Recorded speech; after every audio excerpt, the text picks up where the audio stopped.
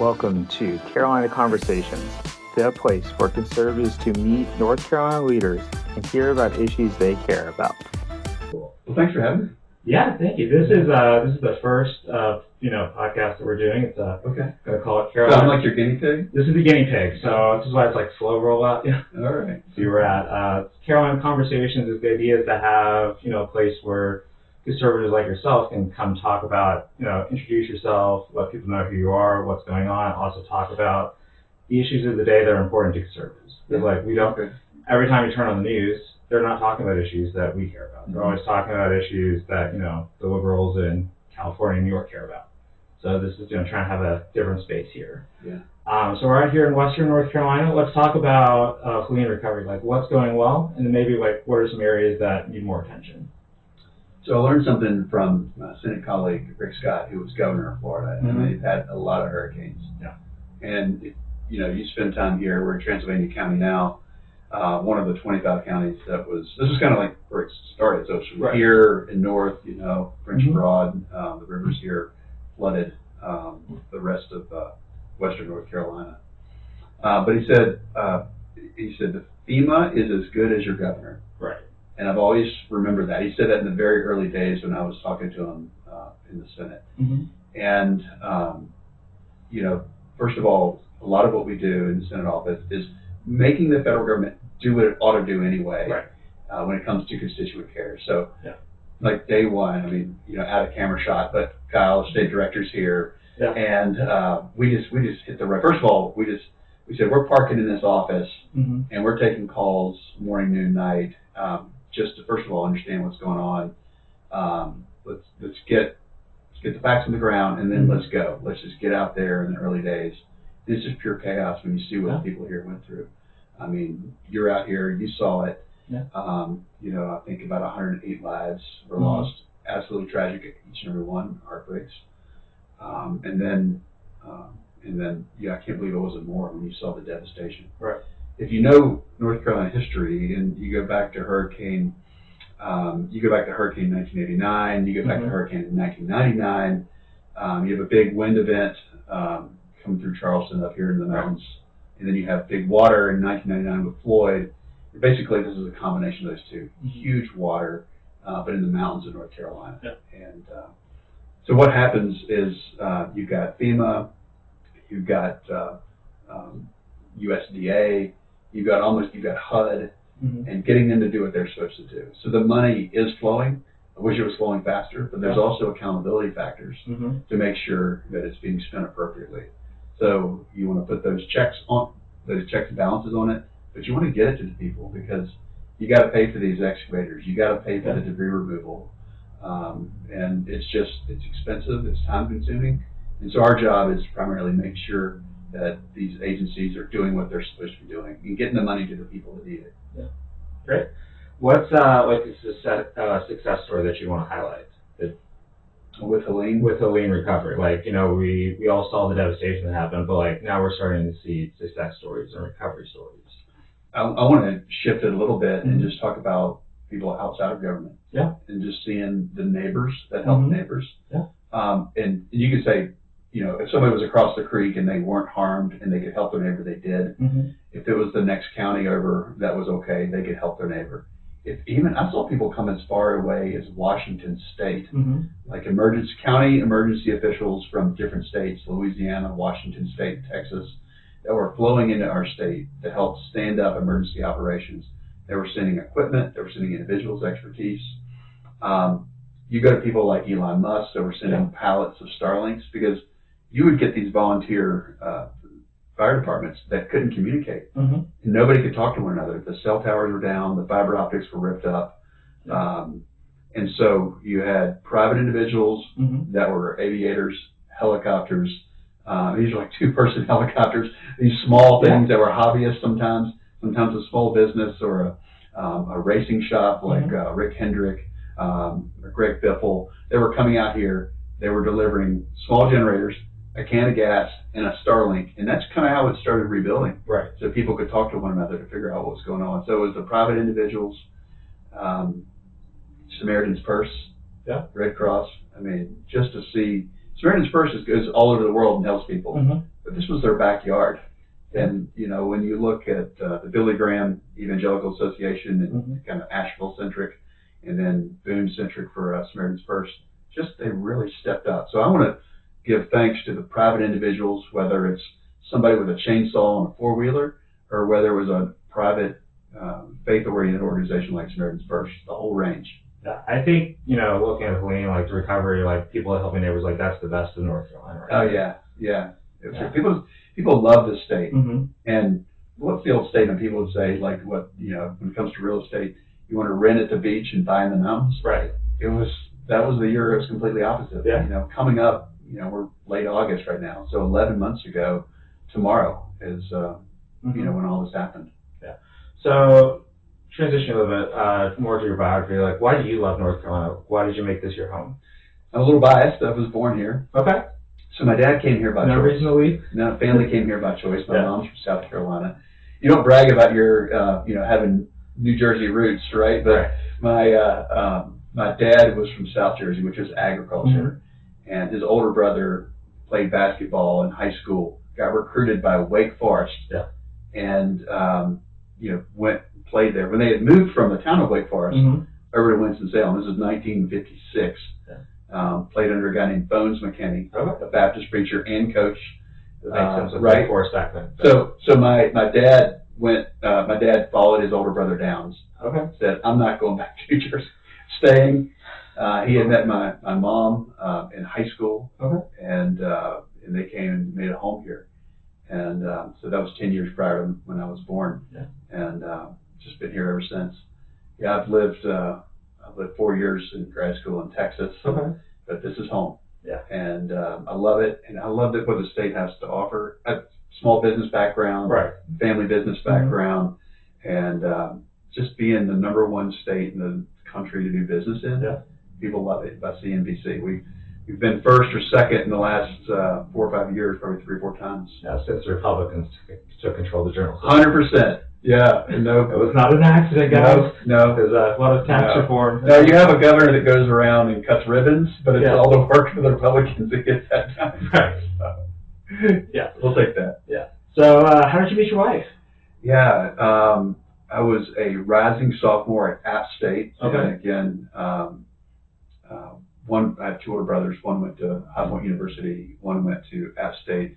So that was my universe. Schools. I went to App State, and there was a mission trip offered to those that were going to part of a school ministry called Cru, or Campus Crusade back then. And I said, I want to go on this offered trip to the Soviet Union. This was 1991. Okay. It was still, 11 time zones, communist, threat of nuclear war. I said, throw me in the middle of it. I want to go see what's going on there. I love our country. And, I wanted to go over there, and then ended up meeting, a young lady. And people are like, hey, how is her English? You met her in Russia. I'm like, it's awesome. She's from West Virginia. So she was on the trip. There were 405 Americans. Yeah. And from age probably 8 years old to 80-some years old, chartered 2 Aeroflot planes over there. So we met. She went to Marshall University in West Virginia. Okay. And we kept bumping into each other in Cru or Crusade conferences. Yeah. And we're married 31 years ago. Okay, awesome. Yeah. 3 kids. And live on the family farm where I grew up on the Yadkin River. Nice. Yeah. What did you do before getting into politics? You mentioned a little bit about small business. Yeah, so grew up on that farm. So farming was always part of it. It was a small hobby farm back, when I was born. Moved out from Winston-Salem about 3 or 4 years old. So farming, Holly Farms and Tyson Chickens, Black Angus Cattle Farm, raised grass seed as well. But my dad had started a service business, janitorial, landscaping, and I'd grown up in those businesses as well, just working. And I was mowing grass, baling hay, stripping floors on the 3rd shift in the middle of the night for janitorial. And then I ended up, after grad school, buying a indoor shooting range that had gone bankrupt. Yeah. It was in a shopping center. It was next to a Tractor Supply. And first of all, when it was presented to me, I was like, like I'm a casual shooter. I love to shoot clays and bird hunt, and but I brought in a former SWAT team member to be a partner. My first customer was the Winston-Salem Police Department, and they said, remember the training captain at the time? He said, never underestimate the need of the public to have a safe place to shoot. Yeah. And so, in a couple of days, we'll celebrate 15 years. I'm not directly involved in it. I've got somebody else that runs that, but definitely doing my Second Amendment duties each and every day. But the motto of the business is helping our community responsibly enjoy firearms. Mm-hmm. So we love serving the community, and we really want to be responsible. And we love the Second Amendment. I love the Second Amendment too. Hey, right on. It's a good time. Looking back at your life, can you think of a time when like a mentor or somebody looked back said something that was really impactful? Or is there somebody that like kind of helped send you on, you'd want to call out to send you on the path you are now? I got to start with my parents. Mm-hmm. I've got an awesome mom who really introduced me to take my faith seriously, and trusted Christ as my Lord and Savior at a young age. Mm-hmm. And it was her probably putting me in the right environments and keeping me out of the bad environments, which kept my story from being way too interesting. And so my dad had a great business mind, hard worker. They've been married, 63 years, and they're a great couple. So I'd give them the credit, first of all. And they would put me around wonderful people. Mm-hmm. I was just texting with Robin Hayes. He served 10 years in Congress, was state GOP director, and now is trying to get faith-based opioid treatment to all 100 counties. Okay. And still doing the Lord's work. Yeah. Trying to help people. I knew him from hunting, fishing, early, like as a 12-year-old. So that's who I knew, and just I was always around great business people, great farmers, entrepreneurs. And just would ask him a lot of questions growing up. I'm not a political animal by nature. Yeah. You'll find me turning wrenches, working on the farm. I love business. I love spreadsheets, and so that's kind of I love being with family. Yeah. So it sounds like you have a small business. You're not a political animal. So why did you run for office? Yeah, somebody's got to do it, But I've been around political animals. Okay. God bless you. Yeah. So you probably know the name Jonathan Phelps from North Carolina politics. Yeah.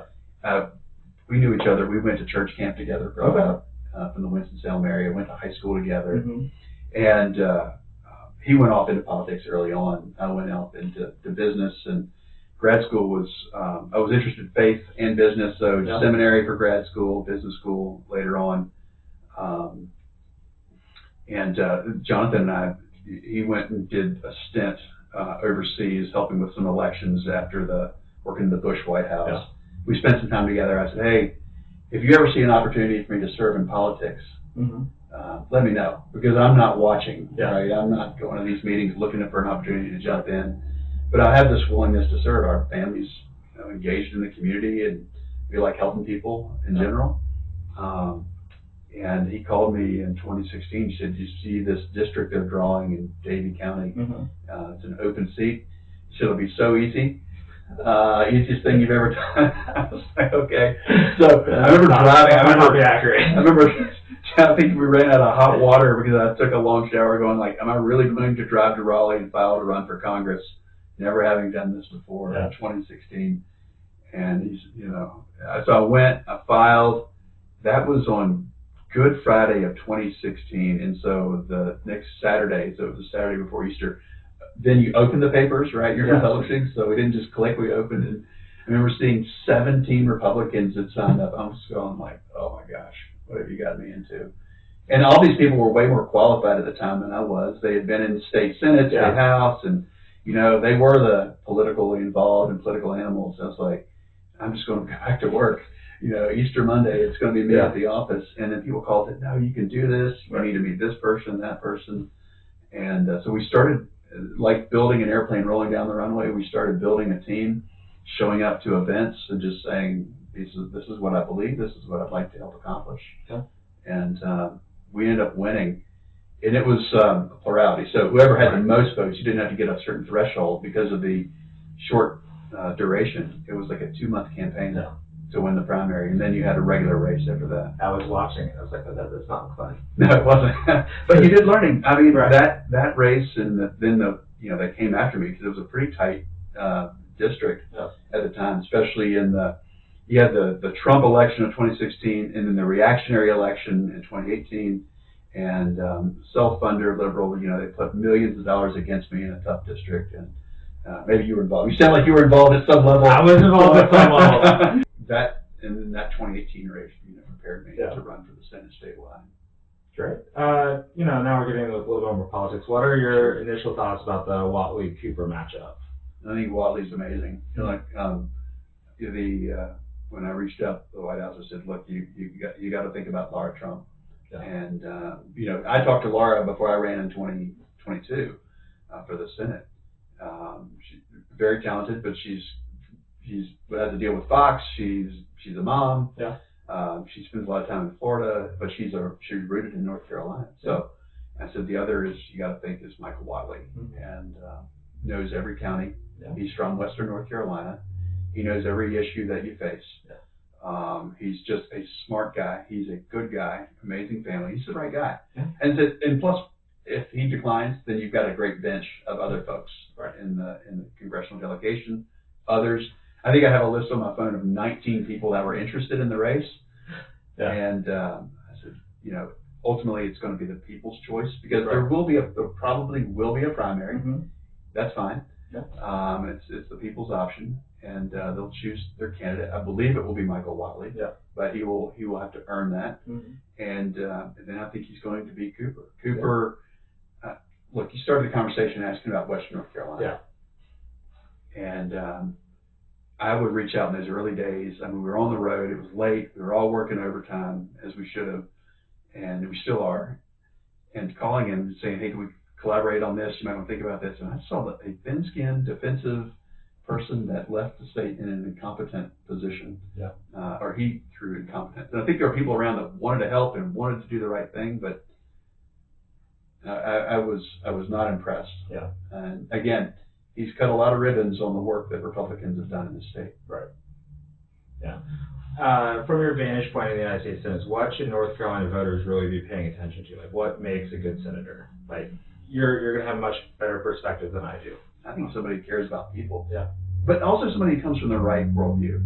Like, I mean, if you have somebody, like, let's say, a Democrat, it's going to say that they care about people, right? Yeah. They might even, in their heart of hearts, feel like they do. Right. But they come from a worldview that, at the end of the day, doesn't help people. Mm-hmm. It hurts. They think helping, but it doesn't actually make people's lives better at the end of the day. Oh.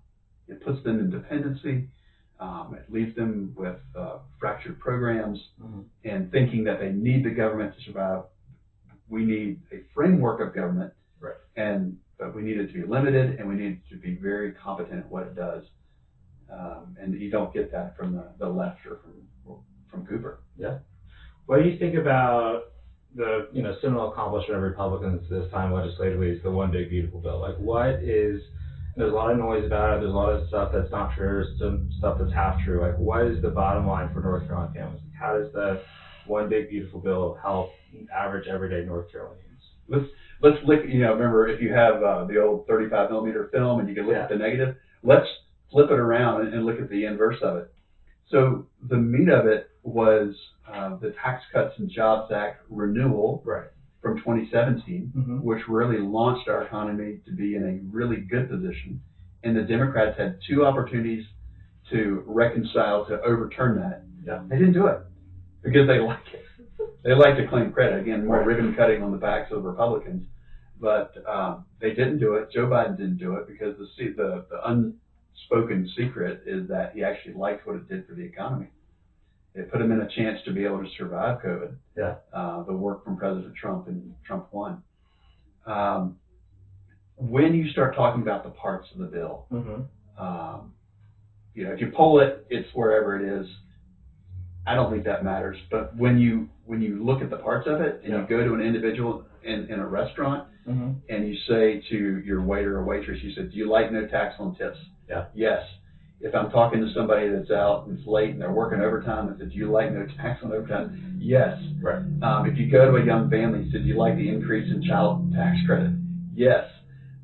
If you like somebody that was under threat, or their child was endangered with fentanyl, and now you say we're doing more on border security and we're paying for it through this bill. Do you like that? Yes.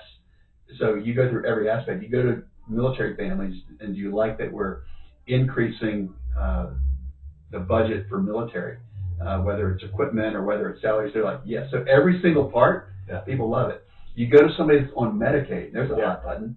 And, you go to Medicaid and you said, you like that we're protecting and preserving it for those that are actually supposed to be on the program, so that it doesn't box out and crowd out those that's actually supposed to help. They're like, thank you. Right. So when you go to each part, win-win. Yeah. And I'm fine with that. Yeah. What's something that's part of the One Big Beautiful Bill that's not getting talked enough about?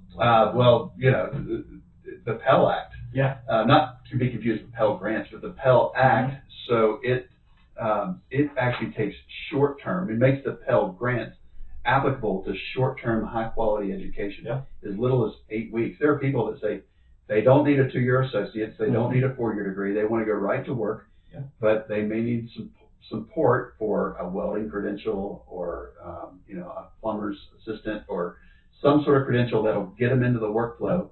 These are high-paying, high results, low-debt opportunities. And my Pell Act was part of the bill. Nice. Yeah. I think that'll make a real difference because everyone talks about workforce all the time. Sure. Like, we have workforce programs.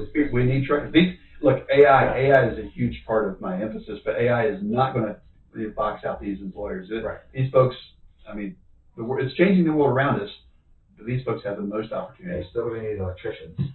100% to pay for, to run the wires for all this AI. Can't replace the electricians guy. That's a lot of energy it's going to take too. Yeah, that's true. So, moving overseas, I think, a couple months ago in June, we all thought we were going to World War III with Iran and stuff, but none of that happened. So what, now that we have some more perspective, what are your thoughts on President Trump's Iran policy and his decisive action? Well, first of all, his decision was absolutely informed.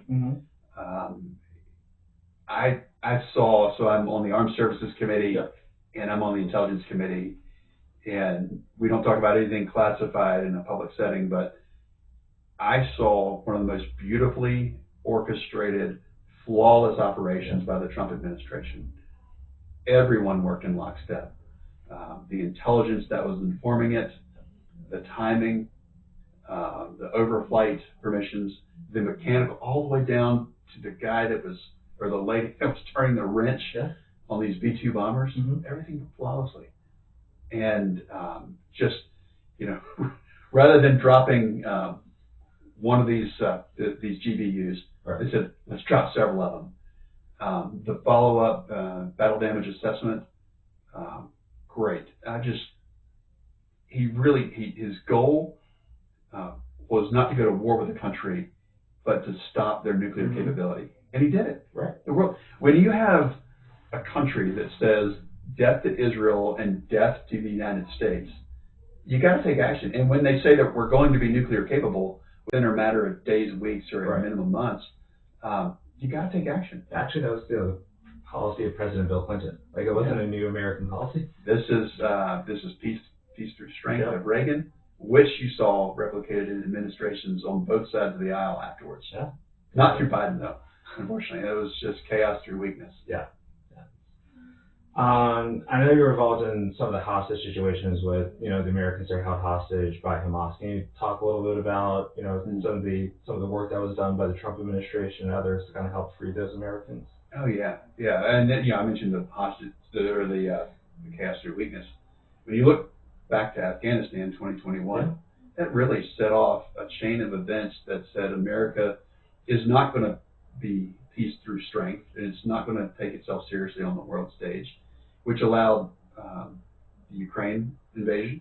It also, allowed Hamas to invade Israel, and that's what set off the hostage situation. 2 North Carolinians, I would say 1 North Carolinian, but a married couple, Keith and Aviva Siegel. She was held hostage for 51 days. They lived in a kibbutz They were taken hostage on the road. They released her right before, so that was October 7th, so right before Thanksgiving she was released. And then once, she was healthy, she began to travel the U.S. and the rest of the world to remind people of those still in captivity.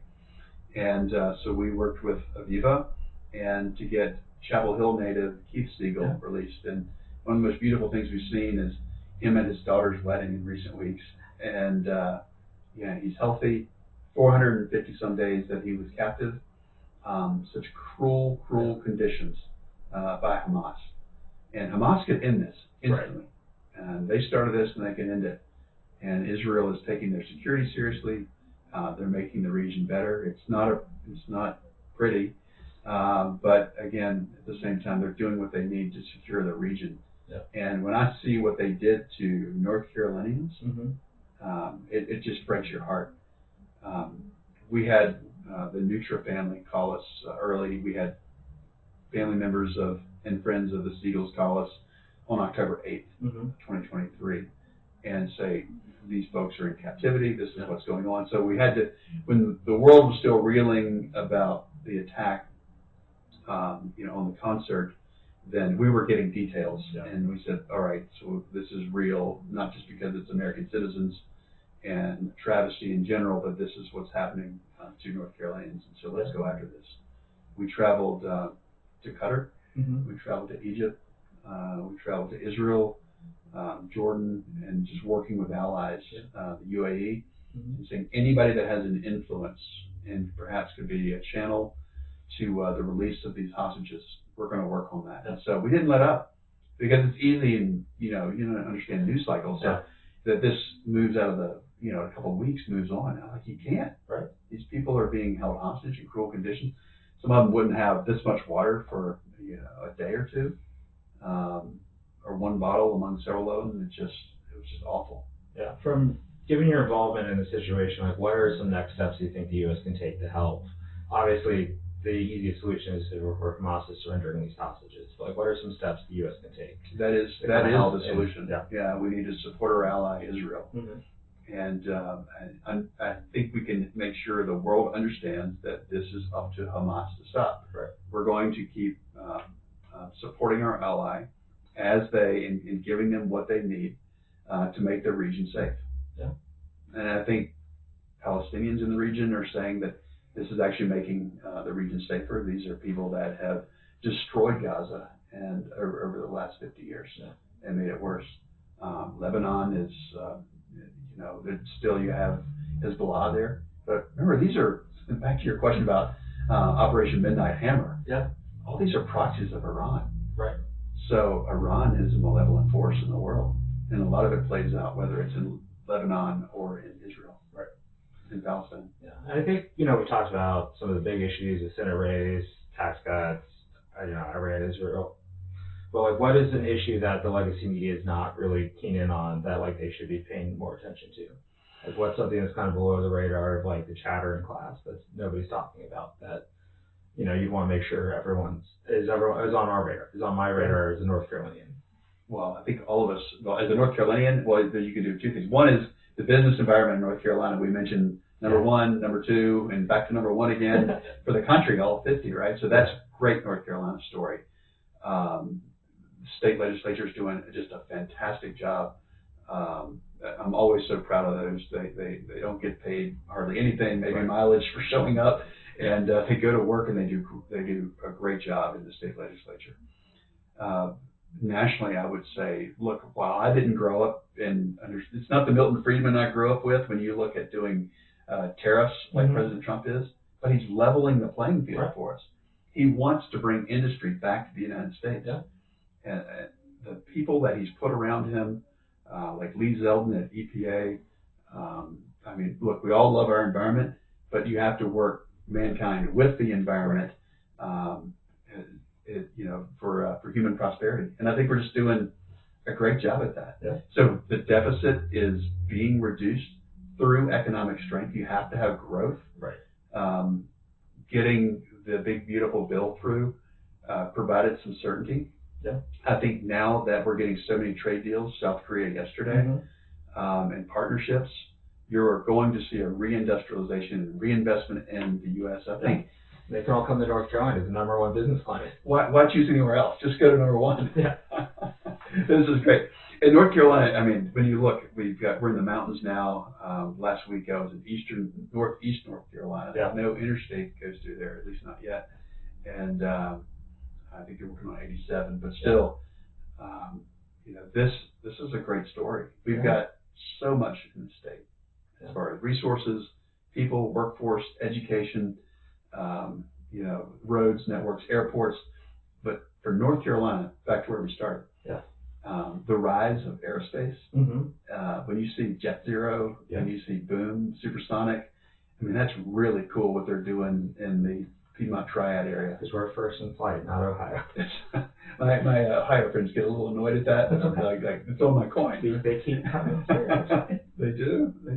And we're still competing. Like Ohio is doubling down on aerospace aviation, and we are too. Yeah. But there's enough for all of us, but we'd like to have more. That's only there. Yeah. Yeah. And the last question I have is what's one piece of advice you've had that you think has made the most amount of impact that you want to pass along? It goes back to our family motto, and that's just do what you say you're going to do. Yeah. It came from my grandfather, and it may not be original to us, but do what you say you're going to do. I would say it centers around that. Okay, great. Well, thank you so much. Thanks It's for been having great. me. Yeah. Best of